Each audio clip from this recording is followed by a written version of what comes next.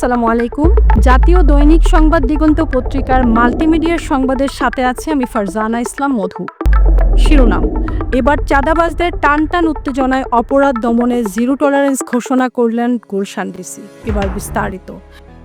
রাজধানীর অভিজাত এলাকা গুলশান, বনানী, বারিধারা ও নিকেতন দীর্ঘদিন ধরেই নানা অপরাধ চক্রের আখড়া হয়ে উঠেছিল। বিশেষ করে চাঁদাবাজি, দালালি, অবৈধ স্পা, ভূমিদস্যুতা ও অবৈধ দখল ছিল এই অঞ্চলের নিত্যদিনের ঘটনা। তবে গত কয়েক মাসে দৃশ্যপট বদলেছে। গুলশান বিভাগের উপপুলিশ কমিশনার তারেক মাহমুদ বর্তমান চাঁদাবাজদের বিরুদ্ধে চালু করেছেন জিরো টলারেন্স নীতি। গুলশান, বনানী ও বারিধারার রাস্তাঘাট ও বাণিজ্যিক এলাকায় যারাই চাঁদাবাজি করবে তাদের কোনো ছাড় নয়, সে যে দলের হোক না কেন, এবং কোনো রাজনীতি ব্যক্তিও চাঁদাবাজদের পক্ষে তদবির করবে তাদেরকেও আইনের আওতায় আনা হবে। 2025 সালের মার্চ মাসে গুলশান বিভাগের দায়িত্ব গ্রহণ করেন ডিএমপির অতিরিক্ত উপপুলিশ কমিশনার তারেক মাহমুদ।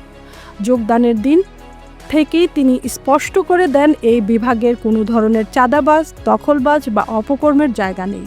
তিনি প্রতিটি থানা ও বিট পর্যায়ে নির্দেশ দেন চাঁদাবাজি ও অবৈধ দখলের সঙ্গে জড়িতদের বিরুদ্ধে কঠোর ব্যবস্থা নিতে হবে। আইনশৃঙ্খলা বাহিনীর একটি নির্ভরযোগ্য সূত্র জানায়, যোগদানের পরপরই তার নেতৃত্বে গুলশান, বনানী ও বারিধারার বিভিন্ন এলাকা থেকে একাধিক চিহ্নিত চাঁদাবাজকে গ্রেফতার করা হয়েছে। পুলিশ বলেছে, এসব দালাল চক্র এক সময় পুলিশের একাংশকে ব্যবহার করত, কিন্তু এখন গুলশান বিভাগে এ ধরনের সুযোগ আর নেই। চাঁদাবাজি বন্ধ করতে শুধু কঠোর অভিযান নয়, ডিসি তারেক মাহমুদ শুরু করেন মানুষের সঙ্গে সরাসরি সংযোগ, জনসম্পৃক্ত পুলিশিং।